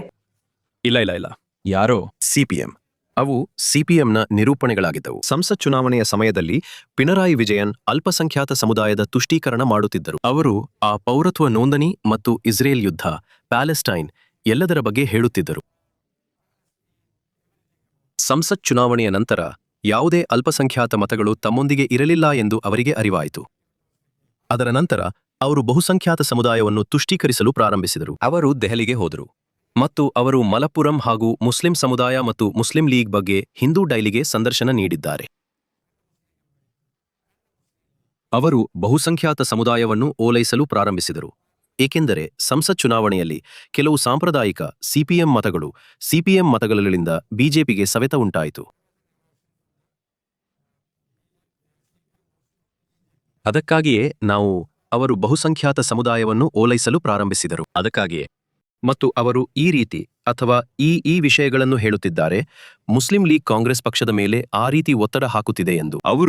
ನಾನು ನಿಮಗೆ ಹೇಳಿದೆ, ಅವರು ಒಂದೇ ಒಂದು ಸೀಟನ್ನು ಕೇಳಿಲ್ಲ. ಅವರಿಗೆ ಅವರದೇ ಆದ 27 ಸೀಟುಗಳಿವೆ. ಒಂದು ಸೀಟನ್ನ ಅವರು ನಮಗೆ ಕಾಂಗ್ರೆಸ್ಗೆ ಹಿಂತಿರುಗಿಸಲಾಗಿದೆ. ಒಬ್ಬ ಕಾಂಗ್ರೆಸ್ಸಿಗ ಒಂದು ಕ್ಷೇತ್ರದಲ್ಲಿ ಅವರ ಅಭ್ಯರ್ಥಿಯಾಗಿ ಸ್ಪರ್ಧಿಸುತ್ತಿದ್ದಾರೆ. ನಾವು ಉತ್ತಮ ಬಾಂಧವ್ಯದಲ್ಲಿದ್ದೇವೆ. ಅವರು ಕಾಂಗ್ರೆಸ್ ಪಕ್ಷದ ಮೇಲೆ ಒತ್ತಡ ಹೇರುತ್ತಿಲ್ಲ. ಯಾರೂ ಕಾಂಗ್ರೆಸ್ ಪಕ್ಷದ ಮೇಲೆ ಒತ್ತಡ ಹೇರುತ್ತಿಲ್ಲ. ನಾವು ಯಾವುದೇ ಕೋಮುವಾದಿ ಸಂಘಟನೆಗಳು ಅಥವಾ ಯಾರಿಗೂ ಒತ್ತಡ ಹಾಕಲು ಬಿಡುತ್ತಿಲ್ಲ. ನಮ್ಮ ಅಭ್ಯರ್ಥಿಗಳನ್ನು ನಿರ್ಧರಿಸುವುದು ಧಾರ್ಮಿಕ ಮುಖಂಡರಲ್ಲ. ನಮ್ಮ ಪಕ್ಷವು ನಮ್ಮ ಅಭ್ಯರ್ಥಿಗಳನ್ನು ನಿರ್ಧರಿಸುತ್ತಿದೆ. ನಾವು ಬಹಳ ಬಲವಾದ ಜಾತ್ಯತೀತ ನಿಲುವನ್ನು ತೆಗೆದುಕೊಂಡಿದ್ದೇವೆ.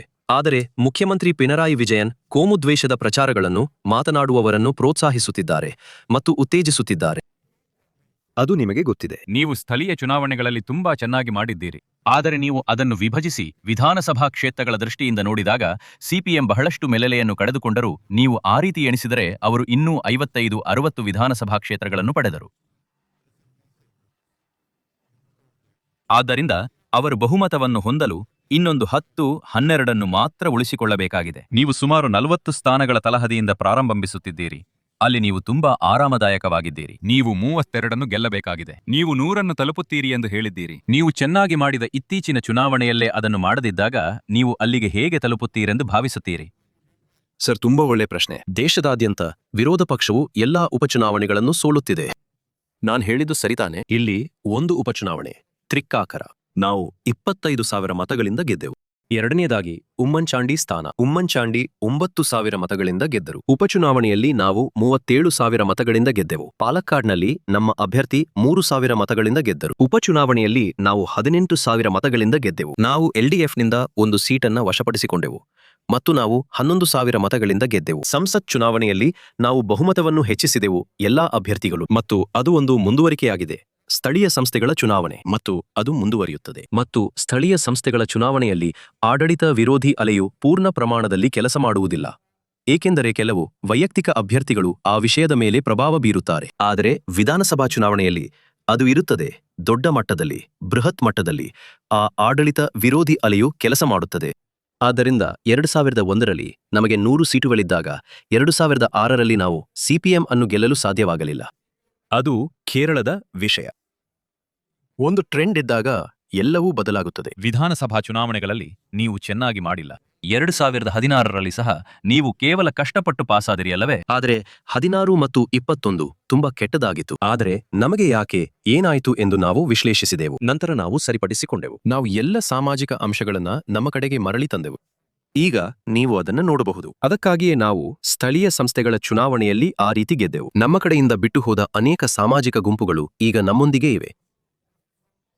ಆದರೆ ಈ ಚುನಾವಣೆಯ ಸ್ವಲ್ಪ ಮುಂಚೆ ಬೇರೆ ಬೇರೆ ನಿಲುವುಗಳನ್ನು ತೆಗೆದುಕೊಂಡಿರುವ ಸಾಮಾಜಿಕ ಗುಂಪುಗಳೂ ಇವೆ. ಉದಾಹರಣೆಗೆ SNDP, YOGM ಮತ್ತು NSS ಒಟ್ಟಿಗೆ ಬಂದಿವೆ. ಇದು ಕೇಳರಿಯದ ಸಂಗತಿ. ಈಳವರು ಮತ್ತು ನಾಯರ್ಗಳು ನಿಮಗೆ ಗೊತ್ತಲ್ಲ, ಅವರು ಹಿಂದೂ ಏಕತೆಗಾಗಿ ಒಟ್ಟಿಗೆ ಬಂದಿದ್ದಾರೆ ಎಂದು ಹೇಳಲು. ಅವರು ರಾಜಕೀಯ ಸಂಘಟನೆಯಾಗುವ ಬಗ್ಗೆ ಮಾತನಾಡುತ್ತಿಲ್ಲ, ಅಥವಾ ಇದು ರಾಜಕೀಯವಾಗಿ ಒಂದಾಗುವುದಲ್ಲ, ಬದಲಿಗೆ ಸಾಮಾಜಿಕವಾಗಿ ಒಂದಾಗುವುದು. ಮತ್ತು ಅವರು ಬಿಜೆಪಿಗೆ ತಮ್ಮ ಬೆಂಬಲವನ್ನು ಬಹಿರಂಗವಾಗಿ ವ್ಯಕ್ತಪಡಿಸಿದ್ದಾರೆ, ನಾಯಕರು ವ್ಯಕ್ತಪಡಿಸಿದ್ದಾರೆ. ಹಾಗಾದ್ರೆ ನಿಮ್ಮನ್ನು ಬಿಟ್ಟು ಹೋದ ಸಾಮಾಜಿಕ ಸಂಘಟನೆಗಳು ನಿಮ್ಮ ಬಳಿಗೆ ಮರಳಿ ಬಂದಿವೆ ಎಂದು ನೀವು ಹೇಗೆ ಹೇಳುತ್ತೀರಿ? ಕೆಲವು ಧಾರ್ಮಿಕ ಸಂಘಟನೆಗಳು ಹಿಂದೂ ಏಕತೆಯನ್ನು ಮಾಡಲು ಪ್ರಯತ್ನಿಸಿದವು. ಅದರ ಆಯಸ್ಸು ಕೇವಲ 48 ಗಂಟೆಗಳಾಗಿತ್ತು. 48 ಗಂಟೆಗಳ ನಂತರ ಅವು ಬೇರ್ಪಟ್ಟವು, ಮತ್ತು ಅವರು UDF ಅನ್ನು ವಿರೋಧಿಸುತ್ತಿಲ್ಲ. ಕೆಲವು ಧಾರ್ಮಿಕ ಸಂಘಟನೆಗಳು, ಅವುಗಳ ನಾಯಕರು ಧಾರ್ಮಿಕ ಸಂಘಟನೆಗಳೆಲ್ಲ ನನ್ನನ್ನು ಮಾತ್ರ ವಿರೋಧಿಸುತ್ತಿದ್ದಾರೆ.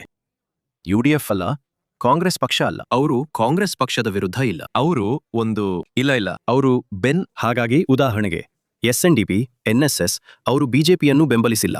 ಅವರು LDF ಅನ್ನು ಬೆಂಬಲಿಸಿಲ್ಲ. ಅವರು ಕಾಂಗ್ರೆಸ್ ಪಕ್ಷ ಅಥವಾ UDFನ ವಿರುದ್ಧ ಇಲ್ಲ. ನಾಯಕರು ನನ್ನ ವಿರುದ್ಧ ಇದ್ದಾರೆ. ಆದರೆ ಅವರು ಯಾಕೆ? ವೈಯಕ್ತಿಕವಾಗಿ ನನ್ನ ವಿರುದ್ಧ. ಆದರೆ ಅವರು ಕೋಮು ದ್ವೇಷದ ಅಭಿಯಾನಗಳ ಬಗ್ಗೆ ಮಾತನಾಡುವಾಗ ನಾನು ಇಲ್ಲ, ನೀವು ಹಾಗೆ ಮಾಡಲು ಸಾಧ್ಯವಿಲ್ಲ ಎಂದು ಹೇಳುತ್ತಿದ್ದೆ.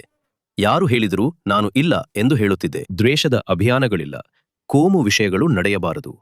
ಅದಕ್ಕಾಗಿಯೇ ಅವರು ನನ್ನ ವಿರುದ್ಧವಾಗಿದ್ದಾರೆ. ಇವತ್ತಿಗೂ ಕೂಡ ಅವರು ಒಂದು ಹೇಳಿಕೆ ನೀಡಿದರು, ಮತ್ತು ಅವರು ಕಾಂಗ್ರೆಸ್ ನಾಯಕರೊಬ್ಬರನ್ನು ಮುಂದಿನ ಮುಖ್ಯಮಂತ್ರಿಯಾಗಿ ಸೂಚಿಸಿದರು. ಕಾಂಗ್ರೆಸ್ ಮತ್ತೆ ಅಧಿಕಾರಕ್ಕೆ ಬರುತ್ತದೆ ಎಂದು ಅವರು ನಂಬುತ್ತಾರೆ ಎನ್ನುವ ವಿಚಾರ ನನಗೆ ಸಂತೋಷ ತಂದಿದೆ. ಅವರು ಮತ್ತೊಬ್ಬ ವ್ಯಕ್ತಿಯನ್ನು, ಮತ್ತೊಬ್ಬ ನಾಯಕ, ಕಾಂಗ್ರೆಸ್ ನಾಯಕ ಸಿ ಎಂದು ಸೂಚಿಸಿದರು. ರಮೇಶ್ ಚೆನ್ನಿತ್ತಲ ಅವರು ನನ್ನ ನಾಯಕರೂ ಹೌದು. ರಮೇಶ್ ಚೆನ್ನಿತ್ತಲ ಅವರು ಉತ್ತಮ ಮುಖ್ಯಮಂತ್ರಿಯಾಗುತ್ತಾರೆ ಎಂದು ಅವರು ಸೂಚಿಸಿದರು. ಮತ್ತು ಸದೀಶನ್ ಅವನೊಬ್ಬ ವಿದೂಷಕ. ಅವನು ನನ್ನನ್ನು ಗೇಲಿ ಮಾಡುತ್ತಿದ್ದ.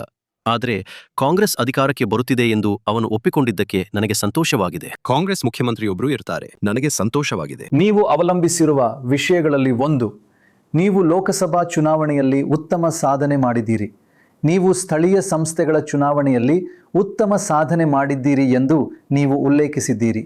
ಆದರೆ ನಾವು ಡೇಟಾವನ್ನು ಅಧ್ಯಯನ ಮಾಡಿದ್ದೇವೆ. ಕಳೆದ 20 ವರ್ಷಗಳನ್ನು ನೋಡಿದರೆ ಸ್ಥಳೀಯ ಸಂಸ್ಥೆಗಳ ಚುನಾವಣೆ, 6 ತಿಂಗಳ ನಂತರ ವಿಧಾನಸಭೆ ಚುನಾವಣೆ, ಪ್ರತಿ ಬಾರಿಯೂ LDF 6% ಏರಿಕೆ ಕಾಣುತ್ತದೆ.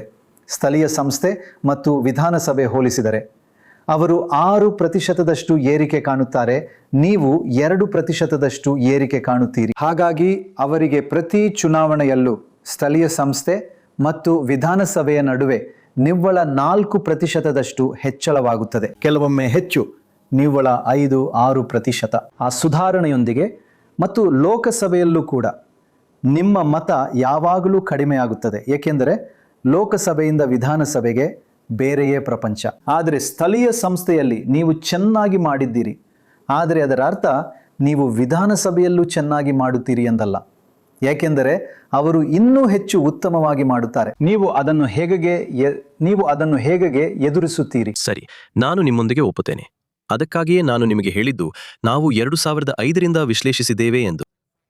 ಸರಿ. ಕಳೆದ 20 ವರ್ಷಗಳಲ್ಲಿ ಏನಾಯಿತು ಎಂಬುದನ್ನು ನಾವು ವಿವರವಾಗಿ ಅಧ್ಯಯನ ಮಾಡಿದ್ದೇವೆ. ನಾವು ಈ ಎಲ್ಲಾ ಡೇಟಾಗಳನ್ನು ಸಂಗ್ರಹಿಸಿದ್ದೇವೆ. ಸರಿ. ನಂತರ ನಾವು ಸರಿಪಡಿಸಿದೆವು. ನಾವು ಮರಳಿ ಕರೆತಂದೆವು. ನೀವು ಅದನ್ನು ನಂಬಲು ಸಾಧ್ಯವಿಲ್ಲ. ನಾವು ಅನೇಕ ಗುಂಪುಗಳನ್ನು ಮರಳಿ ಕರೆತಂದೆವು. ಅನೇಕ ಗುಂಪುಗಳು. ನಾನು ಬಹಿರಂಗವಾಗಿ ಹೇಳಲು ಸಾಧ್ಯವಿಲ್ಲ. ನಮ್ಮ ವಿರುದ್ಧವಾಗಿದ್ದ ಅನೇಕ ಗುಂಪುಗಳು 21ರ ಚುನಾವಣೆ ಮತ್ತು 16ರ ಚುನಾವಣೆಗಳಲ್ಲಿ ಕೂಡ. ಯಾಕೆ ಬಹಿರಂಗವಾಗಿ ಅಲ್ಲ? ಇಲ್ಲ, ಅವರು ನಮ್ಮನ್ನ ಬೆಂಬಲಿಸುತ್ತಿದ್ದಾರೆ. ಈಗ ನಾನು ಅವರನ್ನು ತೊಂದರೆಗೆ ಸಿಲುಕಿಸಲು ಬಯಸುವುದಿಲ್ಲ. ಅವರು ಈಗ ಬೆಂಬಲಿಸುತ್ತಿದ್ದಾರೆ. ಅದೇ ಕಾರಣಕ್ಕೆ ನಾವು ಚುನಾವಣೆಗಳನ್ನ ಗೆಲ್ಲುತ್ತಾ ಬಂದಿದ್ದೇವೆ. ಕೇವಲ 1 ಚುನಾವಣೆ ಅಥವಾ 2 ಚುನಾವಣೆ. ಸ್ಥಳೀಯ ಸಂಸ್ಥೆಗಳ ಎಲ್ಲಾ ಚುನಾವಣೆಗಳನ್ನೂ ಕೂಡ, ಸ್ಥಳೀಯ ಸಂಸ್ಥೆಗಳ ಉಪಚುನಾವಣೆಗಳನ್ನು ಕೂಡ ನಾವು ಗೆದ್ದೆವು. ನಿಮಗೆ ಗೊತ್ತಾ, ಇಲ್ಲಿ ಒಂದು ವಿಧಾನಸಭಾ ಉಪಚುನಾವಣೆಯಲ್ಲಿ ಮುಖ್ಯಮಂತ್ರಿ ಮತ್ತು ಎಲ್ಲಾ 20 ಮಂತ್ರಿಗಳು 30 ದಿನ ಅಲ್ಲೇ ಬೀಡು ಬಿಟ್ಟಿರುತ್ತಾರೆ. ಆದರೆ ನಾವು ಅದ್ಭುತ ಅಂತರದಿಂದ ಗೆಲ್ಲುತ್ತಿದ್ದೆವು. 25,000 ಮತಗಳು. ಕೇರಳದಲ್ಲಿ 25,000 ಮತಗಳು, 37,000 ಮತಗಳು ದೊಡ್ಡ ಅಂತರ. ಉತ್ತರ ಭಾರತ ಅಥವಾ ಕೆಲವು ಇತರ ರಾಜ್ಯಗಳಲ್ಲಿ ಇದ್ದ ಹಾಗಲ್ಲ. ಅದು ಒಂದು ದೊಡ್ಡ ಅಂತರ, ಬಹಳ ದೊಡ್ಡ ಅಂತರ. ಎಲ್ಲಾ ಚುನಾವಣೆಗಳನ್ನು ನಾವು ಗೆದ್ದೆವು. ಮುಖ್ಯಮಂತ್ರಿಗಳು, ಎಲ್ಲ 20 ಮಂತ್ರಿಗಳು ಮತ್ತು ಅವರ ಅಧಿಕಾರಿಗಳೊಂದಿಗೆ ಮೊಕ್ಕಾಂ ಹೂಡಿದ್ದಾರೆ. ಇಲ್ಲ, ಆದರೆ ಅವರು ಮತದಾರರ ಮೇಲೆ ಒತ್ತಡ ಹೇರಲು ಪ್ರಯತ್ನಿಸುತ್ತಿದ್ದಾರೆ. ಸ್ಥಳೀಯ ಸಂಸ್ಥೆಗಳ ಚುನಾವಣೆಗಳನ್ನ ನೀವು ಎದುರಿಸುತ್ತಿಲ್ಲ. ಹೌದು. ನೀವು ಅಷ್ಟೊಂದು ಸುಧಾರಿಸುವುದಿಲ್ಲ. ಹಾಗಾಗಿ ನೀವು ಈಗ ಗೆದ್ದಿರಬಹುದು, ಆದರೆ ಎಡಪಕ್ಷ ಇನ್ನೂ ಹೆಚ್ಚು ಸುಧಾರಿಸುತ್ತದೆ. ನೀವು ಅದನ್ನ ಹೇಗೆ ಎದುರಿಸುತ್ತಾ ಇದ್ದೀರಿ? ಇಲ್ಲ, 20ರಲ್ಲಿ ಒಂದು ಚುನಾವಣೆ ಇತ್ತು. ಸ್ಥಳೀಯ ಸಂಸ್ಥೆಗಳ ಚುನಾವಣೆಯಲ್ಲಿ ನಮ್ಮ ಪ್ರದರ್ಶನ ತುಂಬಾ ಕಳಪೆಯಾಗಿತ್ತು. ನೀವು 2020ರ ಫಲಿತಾಂಶಗಳನ್ನ ಈ 2025ರ ಫಲಿತಾಂಶಗಳೊಂದಿಗೆ ಹೋಲಿಸಿ. ನಮ್ಮ ಸ್ಥಿತಿ ಬಹಳ ದುರ್ಬಲವಾಗಿತ್ತು. ಬಹಳ ಶೋಚನೀಯ ಪರಿಸ್ಥಿತಿ. 2020ರ ಕಳೆದ ಸ್ಥಳೀಯ ಸಂಸ್ಥೆ ಚುನಾವಣೆ. ಆದರೆ 2010ರಲ್ಲಿ ಅದು ಚೆನ್ನಾಗಿತ್ತು. ಅದು ಕೆಟ್ಟದಾಗಿರ್ಲಿಲ್ಲ. ನಾವು ಆ 2011ರ ಚುನಾವಣೆಯನ್ನ ವಿಧಾನಸಭಾ ಚುನಾವಣೆಯಲ್ಲಿ ಅಲ್ಪ ಅಂತರದಲ್ಲಿ ಗೆದ್ದೆವು. ಕೇವಲ 2010. ಹೌದು, ನಾನು ಪ್ರತಿವಾದ ಮಾಡುತ್ತಾ ಇದ್ದೇನೆ. 2015ರಲ್ಲಿ ಅದು ತುಂಬಾ ಕೆಟ್ಟದಾಗಿತ್ತು. 2020ರಲ್ಲಿ ಅದು ತುಂಬಾ ಕೆಟ್ಟದಾಗಿತ್ತು. 2005ರಲ್ಲಿ ಅದು ತುಂಬಾ ಕಳಪೆಯಾಗಿತ್ತು. ಎಲ್ಲಾ ಸ್ಥಳೀಯ ಸಂಸ್ಥೆಗಳ ಚುನಾವಣೆಗಳಲ್ಲಿ 60-65% LDF ಹಿಡಿದಿತ್ತು. ಈಗ ನಾವು 60-65% ಹಿಡಿದಿದ್ದೇವೆ. 2/3. ಹಾಗಾಗಿ ಉತ್ತರ, ಕೇರಳದಲ್ಲಿ ಬಿಜೆಪಿಯ ಉಪಸ್ಥಿತಿಯು ಮತ್ತೊಂದೆಡೆ ಅಲ್ಪಸಂಖ್ಯಾತರ ಮತಗಳ ಕ್ರೋಢೀಕರಣಕ್ಕೆ ನಿಮಗೆ ಸ್ಪಷ್ಟವಾಗಿ ಸಹಾಯ ಮಾಡುತ್ತದೆ ಎಂದು ನನಗನಿಸುತ್ತದೆ. ದಕ್ಷಿಣ ಕೇರಳದಲ್ಲಿ ಬಿಜೆಪಿಯ ಉಪಸ್ಥಿತಿ ಅದು ನಿಮ್ಮ ಸಂಖ್ಯೆಗಳ ಮೇಲೆ ಪರಿಣಾಮ ಬೀರುವಷ್ಟು ಕೆಟ್ಟದಾಗಿ ನಿಮಗೆ ಹೊಡೆತ ನೀಡಲಿದೆಯೇ? ಇಲ್ಲ. ಅದು ನಮ್ಮ ಸಂಖ್ಯೆಗಳ ಮೇಲೆ ಪರಿಣಾಮ ಬೀರುವುದಿಲ್ಲ. ಆದರೆ ಬಿಜೆಪಿ ಮತ್ತು ಸಿಪಿಎಂ ನಡುವೆ ಒಪ್ಪಂದವಿದೆ ಎಂಬುದು ನಮ್ಮ ಆರೋಪ. ಉದಾಹರಣೆಗೆ, ಆದರೆ ನೀವು ಆ ಆರೋಪವನ್ನ ಯಾಕೆಂದ್ರೆ ಮುಖ್ಯಮಂತ್ರಿಗಳು ಹೇಳ್ತಾರೆ ಕಾಂಗ್ರೆಸ್. ಹೌದು. ಇಲ್ಲ. ಅವರ ಮೇಲೆ ದಾಳಿ ಮಾಡಲು ಪ್ರಯತ್ನಿಸುತ್ತೆ. ಕಾಂಗ್ರೆಸ್ ಹೇಗೆ ಸಾಧ್ಯ? ಯಾವುದೇ ಕಾಂಗ್ರೆಸ್ ಆಡಳಿತದ ರಾಜ್ಯ ಇರಬಾರದು ಅನ್ನೋದೇ ಬಿಜೆಪಿಯ ಅಜೆಂಡಾ. ಅವರು ನಮ್ಮೊಂದಿಗೆ ಹೇಗೆ ಮೈತ್ರಿ ಮಾಡಿಕೊಳ್ಳಲು ಸಾಧ್ಯ? ಅವರು ನಮ್ಮನ್ನು ವಿರೋಧಿಸುತ್ತಿದ್ದಾರೆ. ನೋಡಿ, ಎಲ್ಲಾ ಕಡೆ ಬಿಜೆಪಿ ನಮ್ಮನ್ನ ವಿರೋಧಿಸುತ್ತಿದೆ. ನೋಡಿ, ಎಲ್ಲಾ ರಾಜ್ಯಗಳಲ್ಲಿ ಬಿಜೆಪಿಯೇತರ ರಾಜ್ಯಗಳಲ್ಲಿ ಕೇಂದ್ರದ ಏಜೆನ್ಸಿಗಳು ಬಿಜೆಪಿಯೇತರ ನಾಯಕರ ಹಿಂದೆ ಬಿದ್ದಿವೆ. ಆದರೆ ಕೇರಳದಲ್ಲಿ ಏನೂ ಆಗಲಿಲ್ಲ. ಇಲ್ಲ, ಆದರೆ ನೀವು ಮಿಸ್ಟರ್ ಅವರಿಗೆ ಏನು ಉತ್ತರ ಕೊಟ್ಟಿದ್ದೀರಿ ಅಂತ ಹೇಳುವುದಕ್ಕೆ ವಾಜಪೇಯಿ ಅವರ ಬಹಳ ಒಳ್ಳೆಯ ಪ್ರಶ್ನೆ. ಅವರು ನಿಜವಾದ ಕಾರ್ಯಕ್ಷಮತೆ ಆಧಾರದ ಮೇಲೆ ಹೋರಾಡುತ್ತಿದ್ದಾರೆ. ಮೂಲ ಸೌಕರ್ಯ, ಶಿಕ್ಷಣ, ವೈದ್ಯಕೀಯ. ನೀವು ನೆಲಮಟ್ಟದಲ್ಲಿ ಹೋರಾಡುತ್ತಿದ್ದೀರಿ. ನೀವು ಅದಕ್ಕೆ ಬಹಳ ಒಳ್ಳೆಯ ಉತ್ತರವನ್ನು ನೀಡಿದ್ದೀರಿ. ನಿಮ್ಮ ಬಳಿ ಪರ್ಯಾಯವಿದೆ ಎಂದು. ಆದರೆ ನಿಮ್ಮ ಪ್ರಚಾರದಲ್ಲಿ ಎಲ್ಲವೂ ವದಂತಿಗಳೇ. ಅವರು ಬಿಜೆಪಿಯೊಂದಿಗಿದ್ದಾರೆ. ಭ್ರಷ್ಟಾಚಾರವಿದೆ, ಸರ್ವಾಧಿಕಾರವಿದೆ, ಇದೆಲ್ಲ. ಆದರೆ ನಕ್ಕರವಾಗಿಲ್ಲ. ಹೌದು, ಅದೇ ಅವರ ಪ್ರಶ್ನೆಯಾಗಿತ್ತು. ನೀವು ನಕ್ಕರವಾಗಿ ಏನನ್ನು ನೀಡುತ್ತಿದ್ದೀರಿ ಮತ್ತು ನೀವು ಅದನ್ನು ಜನರಿಗೆ ಏಕೆ ನೀಡುತ್ತಿಲ್ಲ? ಹೌದು, ನಾವು ಒಂದು ಯಾತ್ರೆಯನ್ನು ನಡೆಸಿದ್ದೇವೆ. 30 ದಿನಗಳ ಯಾತ್ರೆ. ನಾನು ಒಂದು ಯಾತ್ರೆ ನಡೆಸಿದ್ದೇನೆ. ಆ ಯಾತ್ರೆ, ನಮ್ಮ ನಿರೂಪಣೆ, ನಾನು ಅವನಿಗೆ ಹೇಳಿದ ಈ ವಿಷಯವಾಗಿತ್ತು. ಸರಿ. ಅದೆಂದರೆ, ಹೊಸ ಪ್ರಸ್ತಾಪಗಳು ಸಂಪೂರ್ಣವಾಗಿ ನಮ್ಮ ಪ್ರಚಾರವು 75%ರಷ್ಟಿತ್ತು. ಸಾಮಾನ್ಯವಾಗಿ ಸಾಂಪ್ರದಾಯಿಕ ಯಾತ್ರೆಗಳು ರಾಜಕೀಯವಾಗಿರುತ್ತವೆ. ಕೇವಲ ರಾಜಕೀಯ ವಿಷಯಗಳನ್ನೇ ಹೇಳುತ್ತಾರೆ. ನಮ್ಮ ಬದಲಾವಣೆ, ನಾವು ಬದಲಾಯಿಸುತ್ತೇವೆ ಈ ವಿಷಯ, ಮತ್ತು ನಾವು 75% ಸಮಯವನ್ನು ಬಳಸಿದೆವು. ಯುವಕರು ಕೂಡ ಹೆಚ್ಚಿನ ಸಂಖ್ಯೆಯಲ್ಲಿ ಬಂದಿದ್ದರು. ಮತ್ತು ನಾವು ಈ ವಿಷಯದ ಮೇಲೆ ಗಮನಹರಿಸಿ ಹಲವಾರು ಪಾಡ್ಕಾಸ್ಟ್ಗಳನ್ನು, ಹಲವಾರು ಸಂದರ್ಶನಗಳನ್ನು ನೀಡಿದ್ದೇವೆ. ಅವು ದಾಖಲೆ ಮುರಿದ ಪಾಡ್ಕಾಸ್ಟ್ಗಳಾಗಿದ್ದವು. ರಾಜಕೀಯೇತರ ವಿಷಯಗಳು. ಅವರು ಕೇಳಿದ ಆ ಉತ್ತರ ನಾನು ಅವರ ಪ್ರಶ್ನೆಗೆ ನೀಡಿದ್ದು. ಹೌದು, ಅದು ಕೇರಳದಲ್ಲಿ ತುಂಬಾ ವೈರಲ್ ಆಗಿತ್ತು. ಆದರೆ ಈಗ ಹಾಗಲ್ಲ ಅಲ್ವಾ? ಈಗ ಅದು ವಾಪಸ್ ಬರುತ್ತೆ. ಇವತ್ತು ನಾನು ಆ ವಿಷಯಗಳನ್ನ ಶುರು ಮಾಡಿದೆ. ಆದರೆ ಈ ಡೀಲ್ ಅನ್ನು ನಾವು ಬಯಲಿಗೆಳಿಬೇಕು. ಈಗ ಒಂದು ಫಲಿತಾಂಶ ಇದೆ. ಈಗ ಸಿಪಿಎಂ ಮತ್ತು ಬಿಜೆಪಿಯ ಸಾಮಾನ್ಯ ಕಾರ್ಯಕರ್ತರು ಈ ಡೀಲ್ ವಿರುದ್ಧ ಬಲವಾಗಿ ಪ್ರತಿಭಟಿಸುತ್ತಿದ್ದಾರೆ. ನಾಯಕರು ಈ ಡೀಲ್ಗಳನ್ನು ಮಾಡುತ್ತಿದ್ದಾರೆ. ಅಲ್ಲ, ಅವರು ಹೇಳುತ್ತಿದ್ದಾರೆ, ನೀವು ವೈಯಕ್ತಿಕವಾಗಿ ಆರ್ಎಸ್ಎಸ್ಗೆ ಹತ್ತಿರವಾಗಿದ್ದೀರಿ ಎಂದು ನಿಮಗೆ ನೀವು ಹೋಗಿ ಮಾಡಿದಿರಿ. ಕೆಲವು ಫೋಟೋಗಳು 2006ರ ಫೋಟೋಗಳು ಅದು ಮತ್ತು ಕಾಂಗ್ರೆಸ್ ಒಂದು ಒಪ್ಪಂದ ಮಾಡಿಕೊಂಡಿದೆ ಎಂದು ಅವರು ಹೇಳುತ್ತಾರೆ. ಆದರೆ ನೀವಿಬ್ಬರು ಸದಾ ಬಿಜೆಪಿಯನ್ನು ಮಧ್ಯ ತರುತ್ತಿದ್ದೀರಿ. ನೀವು ನಿಜವಾಗಿಯೂ ಬಿಜೆಪಿಗೆ ಬಹಳಷ್ಟು ಉತ್ತೇಜನ ನೀಡಿ ಅವರಿಗೆ ಸಹಾಯ ಮಾಡುತ್ತಿಲ್ಲವೇ? ಏಕೆಂದರೆ ಜನರು ಬಹುಶಃ ಬಿಜೆಪಿ ಒಂದು ಪ್ರಮುಖ ಪಕ್ಷ ಎಂದು ಹೇಳುತ್ತಿದ್ದಾರೆ. ನಾನು ನಿಮ್ಗೆ ಹೇಳ್ತೇನೆ, 2006ರಲ್ಲಿ ಅದಕ್ಕೂ ಮೊದಲು ಚುನಾವಣೆಯ ಸ್ವಲ್ಪ ಮುಂಚೆ ಫೆಬ್ರವರಿಯಲ್ಲಿ ನಾನು ಒಂದು ಕಾರ್ಯಕ್ರಮಕ್ಕೆ ಹೋಗಿದ್ದೆ ಎಂದು ಮುಖ್ಯಮಂತ್ರಿಯವರು ಹೇಳಿದರು. ಅದು ಫೆಬ್ರವರಿಯಲ್ಲಿ ಇರಲಿಲ್ಲ, ಚುನಾವಣೆ 2ರಲ್ಲಿ ಇತ್ತು. ಅದು ಒಂದು ಸುಳ್ಳಾಗಿತ್ತು. 2006 ಏಪ್ರಿಲ್. ನನ್ನ ಕಾರ್ಯಕ್ರಮ 2006 ಡಿಸೆಂಬರ್ನಲ್ಲಿ ಇತ್ತು. ಆ ದಿನಗಳಲ್ಲಿ ಇಲ್ಲಿನ ಎಲ್ಲಾ ಪಕ್ಷಗಳು ಚರ್ಚೆಗಳು ಮತ್ತು ವಿಚಾರಗೋಷ್ಠಿಗಳಿಗಾಗಿ ಇತರರನ್ನು ಆಹ್ವಾನಿಸುತ್ತಿದ್ದವು. ನಾನು ಸಿಪಿಎಂನ ಕಾರ್ಯಕ್ರಮಕ್ಕೆ ಹಾಜರಾಗುತ್ತಿದ್ದೆ. ಅವರು ಆ ರಾಜಕೀಯವಾಗಿತ್ತು, ಆ ಧರ್ಮಾಧಾರಿತ ಸರ್ಕಾರ ಮತ್ತು ಮೈತ್ರಿ ರಾಜಕೀಯ. ಅವರು ಒಂದು ಚರ್ಚೆಯನ್ನು ಏರ್ಪಡಿಸಿದರು. ನಂತರ ನಾನು ಅಲ್ಲಿ ಭಾಗವಹಿಸಿದೆ. ನಾನು ನನ್ನ ಅಭಿಪ್ರಾಯ, ಅಲ್ಲಿ ಕಾಂಗ್ರೆಸ್ ಅಭಿಪ್ರಾಯವನ್ನು ಹೇಳಿದೆ. ಧರ್ಮಾಧಾರಿತ ರಾಷ್ಟ್ರದ ಬಗ್ಗೆ ಏನು, ಸಮ್ಮಿಶ್ರ ರಾಜಕೀಯದ ಬಗ್ಗೆ ಏನು, ಮತ್ತು ಸಿಪಿಎಂ ವ್ಯಕ್ತಿಯೊಬ್ಬರು ಕೂಡ ಅಲ್ಲಿದ್ದರೀಗ. 10 ವರ್ಷಗಳು, ಕಳೆದ 10 ವರ್ಷಗಳಿಂದ ಯಾರೂ ಭಾಗವಹಿಸುತ್ತಿಲ್ಲ. ನಿಮ್ಗೆ ಆ ವಿಷಯ ಗೊತ್ತು. ಸಿಪಿಎಂ ರಾಜ್ಯ ಸಮ್ಮೇಳನ ಕಣ್ಣೂರಿನಲ್ಲಿ ಇತ್ತು. ಪ್ರೊಫೆಸರ್ ವಿ ಥಾಮಸ್ ಕಾಂಗ್ರೆಸ್ನಲ್ಲಿದ್ದರು. ಅವರು ಪ್ರೊಫೆಸರ್ ಕೆ ಅವರನ್ನ ಆಹ್ವಾನಿಸಿದರು ವಿ ಥಾಮಸ್ ಸೆಮಿನಾರ್ನಲ್ಲಿ ಭಾಗವಹಿಸಲು. ಆಗ ಎಲ್ಲಾ ನಾಯಕರು ಇತರ ಪಕ್ಷದ ಸೆಮಿನಾರ್ನಲ್ಲಿ ಭಾಗವಹಿಸುತ್ತಿದ್ದರು. ಅದು ಕೇರಳದಲ್ಲಿ ಒಂದು ಸಾಮಾನ್ಯ ವಿಷಯವಾಗಿತ್ತು. ಈಗ ಅದು ನಡೀತಿಲ್ಲ. ಅದಕ್ಕಾಗಿಯೇ ಸಿಎಂ ನಾನು ಒಂದು ಆರ್ಎಸ್ಎಸ್ ಸಭೆಯಲ್ಲಿ ಭಾಗವಹಿಸಿದ್ದೆ ಎಂದು ಬಿಂಬಿಸಲು ಪ್ರಯತ್ನಿಸಿದರು. ಅದು ಒಂದು ಚರ್ಚೆಯಾಗಿತ್ತು, ಆ ನಿರ್ದಿಷ್ಟ ವಿಷಯದ ಬಗ್ಗೆ ಚರ್ಚೆ. ಆದರೆ ಸಿಎಂ 1977ರಲ್ಲಿ ಆರ್ಎಸ್ಎಸ್ ಬೆಂಬಲದೊಂದಿಗೆ ಅಸೆಂಬ್ಲಿಗೆ ಆಯ್ಕೆಯಾದರು ಮತ್ತು ಅವರು ಸಿಎಂ ಆದ ನಂತರ ಒಂದು ರಹಸ್ಯ ಸಭೆಯಿತ್ತು. ಮಧ್ಯವರ್ತಿ ಶ್ರೀ ಎಂ ಆಗಿದ್ದರು. ನಿಮಗೆ ಶ್ರೀ ಎಂ ಗೊತ್ತು. ಮತ್ತು ಮುಚ್ಚಿದ ಕೋಣೆಯಲ್ಲಿ ತಮ್ಮ ನಂಬರ್ 1 ಕಾರನ್ನು ಬಳಸದೆ ಅವರು ಇನ್ನೊಂದು ಕಾರಿನಲ್ಲಿ ತಲುಪಿದರು ಮತ್ತು ಅವರು ಆರ್ಎಸ್ಎಸ್ ನಾಯಕರೊಂದಿಗೆ ಸಭೆ ನಡೆಸಿದರು. ಸಿಎಂ. ಆಗ ನಾನು ಅವರನ್ನು ಅಸೆಂಬ್ಲಿಯಲ್ಲಿ ಕೇಳಿದೆ, ಏನಾಯಿತು? ನೀವು ತಿರುವನಂತಪುರದ ಮಸ್ಕತ್ ಹೋಟೆಲ್ನಲ್ಲಿ ಆರ್ಎಸ್ಎಸ್ ನಾಯಕರೊಂದಿಗೆ ಸಭೆ ನಡೆಸಿದ್ದೀರಿ. ಆಗ ಅವರು ನೋಡುತ್ತಿದ್ದರು, ಆ ವಿಷಯಕ್ಕೆ ಉತ್ತರಿಸುತ್ತಿರಲಿಲ್ಲ. ಸಿಪಿಎಂನ ಓರ್ವ ಬಹಳ ಹಿರಿಯ ನಾಯಕರು ನಮಗೆ ಹೇಳಿದರು, ಕೇರಳದಲ್ಲಿ ಕಾಂಗ್ರೆಸ್ ಗೆಲ್ಲುವುದಕ್ಕೆ ಒಂದು ಕಾರಣ ಅಥವಾ ಬಹುಶಃ ಏಕೈಕ ಕಾರಣ. ಒಂದು ವೇಳೆ ಅದು ಗೆದ್ದರೆ ಜನರಿಗೆ ಬೇಡ. ಜನರು ಕಾಂಗ್ರೆಸ್ ಉಳಿಯಬೇಕೆಂದು ಬಯಸುತ್ತಾರೆ. ಕೇರಳದಲ್ಲಿ ಕಾಂಗ್ರೆಸ್ ಸೋತರೆ ಅದು ಬಹುಶಃ ಒಂದು ರೀತಿಯಲ್ಲಿ ಕಾಂಗ್ರೆಸ್ ಪಕ್ಷದ ಅಂತ್ಯ ಮತ್ತು ಅವರು ಭಾರತದ ರಾಜಕೀಯದಲ್ಲಿ ಕಾಂಗ್ರೆಸ್ ಇರಬೇಕೆಂದು ಬಯಸುವುದರಿಂದ ಅವರು ಬಯಸುತ್ತಾರೆ. ಅದು ಒಂದು ಒಳ್ಳೆಯ ವಿಷಯ. ಅದು ನಿಜವೇ? ಕೇರಳದ ಜನರು ಕಾಂಗ್ರೆಸ್ ಪಕ್ಷದ ಉಳಿವನ್ನು ಬಯಸುತ್ತಾರೆ. ಅವರು ಕಾಂಗ್ರೆಸ್ ಪಕ್ಷದಲ್ಲಿ ನಂಬಿಕೆ ಇಟ್ಟಿದ್ದಾರೆ. ಅದು ಒಂದು ಒಳ್ಳೆಯ ವಿಷಯ. ಅವರು ಕಾಂಗ್ರೆಸ್ ಪಕ್ಷವನ್ನ ಇಷ್ಟಪಡುತ್ತಾರೆ. ಅದಕ್ಕಾಗಿಯೇ ಅವರು ಕಾಂಗ್ರೆಸ್ ಪಕ್ಷವನ್ನ ಬೆಂಬಲಿಸುತ್ತಿದ್ದಾರೆ. ಅವರಿಗೆ ಇದು ವ್ಯಕ್ತಿಗಳು, ಈ ಸರ್ವಾಧಿಕಾರ ಮತ್ತು ಎಲ್ಲವೂ ಇಷ್ಟವಿಲ್ಲ. ಮತ್ತು ಅವರು ಮತ್ತು ಮುಖ್ಯಮಂತ್ರಿಗಳು ಕೂಡ ಬಹಳ ಕಳಪೆ ಮಟ್ಟದ ಭಾಷೆಯನ್ನು ಬಳಸುತ್ತಿದ್ದಾರೆ. ಆದರೆ ಅದರರ್ಥ ಅವರು ಆಡಳಿತ ಪಕ್ಷದ ಬಗ್ಗೆ ಅಸಮಾಧಾನಗೊಂಡಿದ್ದಾರೆ ಅಥವಾ ಅವರಿಗೆ ಬದಲಾವಣೆ ಬೇಡ ಎಂದಲ್ಲ. ಕಾಂಗ್ರೆಸ್ ಪಕ್ಷವು ಉಳಿಯಬೇಕು ಎಂದು ಅವರು ಬಯಸುವುದರಿಂದ ಮಾತ್ರ. ಅದು ಸಾಕಷ್ಟು ಒಳ್ಳೆಯ ಕಾರಣವೇ. ಹೇಗಾದರೂ ಅದರಲ್ಲಿ ಒಂದು ಸಕಾರಾತ್ಮಕ ವಿಷಯವಿದೆ. ಆರೋಪ: ಕಾಂಗ್ರೆಸ್ನ ಜನರು, ಕೇರಳದ ಜನರು ಬಯಸ್ತಾರೆ. ಫ್ಯಾಸಿಸಂ ವಿರುದ್ಧ ಹೋರಾಡಲು, ಕೋಮುವಾದದ ವಿರುದ್ಧ ಹೋರಾಡಲು ಕಾಂಗ್ರೆಸ್ ಇರುತ್ತದೆ. ಕಾಂಗ್ರೆಸ್ ಇರಬೇಕು. ಸರಿ, ನಿಮಗೆ ತುಂಬಾ ಧನ್ಯವಾದಗಳು.